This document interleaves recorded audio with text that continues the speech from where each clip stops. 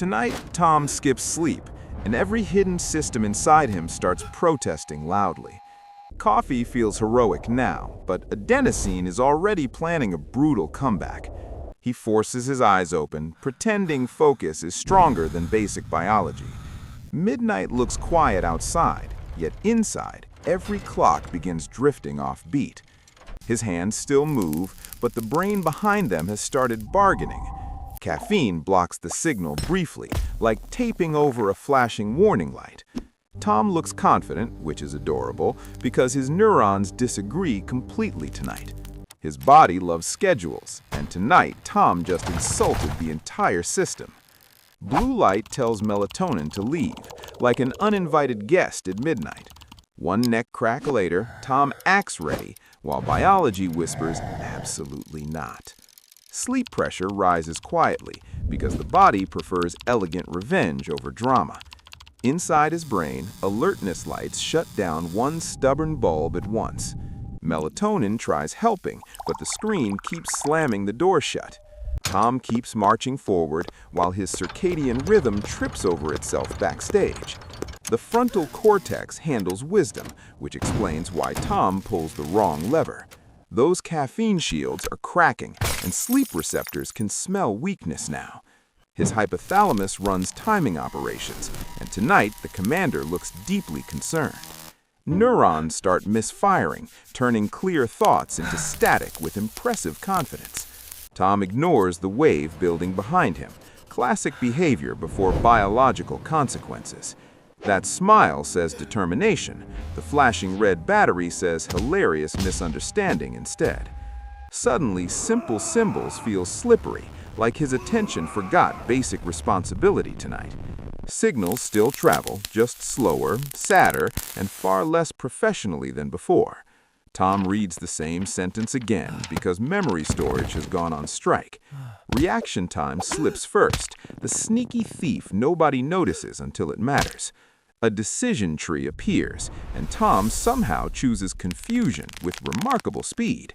The control panel flickers, and now every choice feels slightly sponsored by chaos.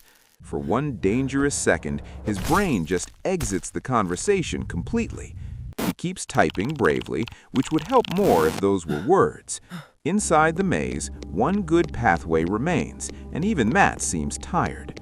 Tom misses the pen because coordination also filed a complaint tonight. His eyes are drying out, and the capillaries are no longer being subtle. That tear film should protect vision, not crack like neglected windshield glass.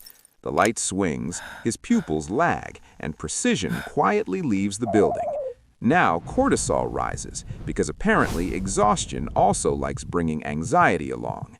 Tom adjusts his collar like style matters, while his adrenals panic privately.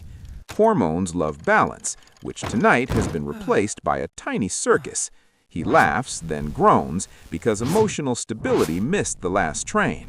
His face looks pale, like circulation decided to conserve effort elsewhere. That yawn is not boredom, it is biology filing official paperwork. Core temperature dips, and suddenly Tom discovers midnight has imaginary winter weather. His heart keeps working, but the rhythm sounds less thrilled than usual. Blood vessels tighten because stress enjoys squeezing every possible inconvenience from fatigue. Energy drifts through his bloodstream like a traffic jam with caffeine. Now the fridge looks persuasive because sleep loss messes with hunger hormones. His stomach wanted rest, not emergency snacks and late-night chemistry experiments. Sugar arrives dramatically, and insulin now has paperwork stacked to the ceiling. The liver steps in with backup glucose, the overworked night shift employee. Mitochondria dim down, like tiny engines wondering why this shift continues. Even his muscles are twitching, which feels rude and scientifically accurate. Tom is still standing somehow, but the battery icon feels personal. Immune cells slow down because even defenders need sleep to stay sharp. One tiny sneeze later, his body feels a little less invincible. Inflammation starts whispering, never loud at first, always annoyingly persistent later. The gut and brain stop communicating smoothly, like roommates avoiding each other. His intestines move slower, unimpressed by midnight snacks and broken timing. Tom stares at water, suddenly realizing dehydration joined the party too. Kidneys keep filtering anyway because someone inside this body values responsibility. His spine feels older now, like one night aged him 3 meetings. Skin looks dull fast when restoration hours get stolen by stubbornness. The mirror shows Tom awake, but every organ behind him looks offended. Emotion centers get louder when logic gets sleepy. Excellent design, terrible timing. He laughs at nothing, then regrets it, which feels scientifically on brand. The hippocampus tries filing memories, but the pages keep smearing badly. Tom forgets the task mid-task, a legendary move in sleep deprivation. Dream fragments start leaking in because the border guard is exhausted now. For a second, coffee looks majestic, which is not reassuring whatsoever. Microsleep arrives like a thief, stealing seconds without asking permission first. He jerks awake dramatically, rebooting just enough to stay technically conscious. Attention narrows to a thread, and even that thread looks frayed. Tom gives himself motivation, while his inner audience rates the speech mediocre. At 3 in the morning, the body reaches its deepest biological valley.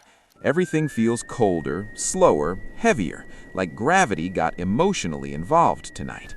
This temperature dip is normal, though Tom looks personally betrayed by it. His eyelids are becoming curtains, and the show is clearly ending. Cortisol says panic, adenosine says sleep, and Tom says maybe another coffee. Then comes the fake second wind, sleep deprivation's most manipulative magic trick. Energy surges briefly, just enough to make terrible confidence feel reasonable. Tom types faster now. Unfortunately, speed and accuracy ended their relationship. Error after error appears, and the screen starts documenting his downfall. That frozen stare means the brain is buffering with zero dignity left. Sunrise arrives beautifully, which feels rude after such an ugly night. The clock says wake up, but his body says absolutely not. Tom walks forward like a haunted spreadsheet with weak motor control. Those eye bags are not decoration, they are unpaid biological invoices. He tries smiling anyway, but reward circuits barely clap this morning. Breakfast appears, yet his appetite signals are still arguing behind curtains. Another coffee sounds smart until you notice the adenosine wall behind him. Heart and brain keep talking, though their connection sounds painfully overworked. Memory spills out in daylight because consolidation needed sleep, not ambition. Every major system is running, just not at anything resembling premium performance. At last, Tom crawls toward bed, a humbled student of physiology. Now recovery begins, because the brain finally gets permission to clean house. The pillow wins instantly. Honestly, it deserved this victory hours ago. Deep inside, cleansing fluid starts washing away the metabolic night mess. Hormones' memories get sorted properly now, like papers after a long storm.